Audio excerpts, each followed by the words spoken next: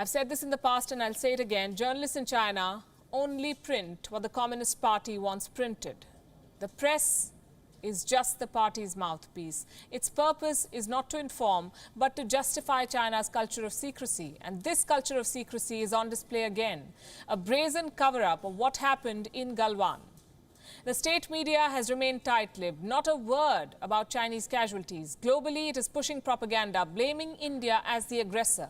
Domestically, it has buried all news about the face-off into small newspaper columns.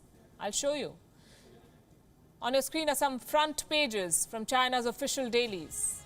From the Global Times to the People's Daily and the PLA Daily, coverage of the India-China face-off has either been blacked out or boxed in small columns. The Global Times duly reported the casualties on the Indian side, but when it came to casualties on the Chinese side, there was no figure. Next, we have Xinhua.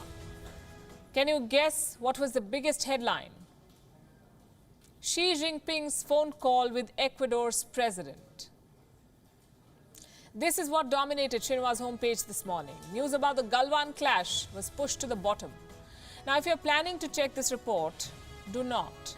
The link will take you to the PLA Western Command statement on what happened, more propaganda.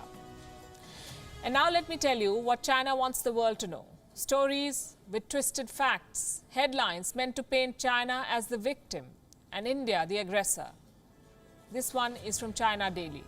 The headline reads, and I quote, "India urged to halt border violation." A report filled with lies about how India is infringing on China's so-called territorial sovereignty. There's another one from Xinhua. The headline says, "Chinese military urges India to return to correct track of dialogue and negotiations." Maybe urge Xinhua to kindly return to the correct track of journalism.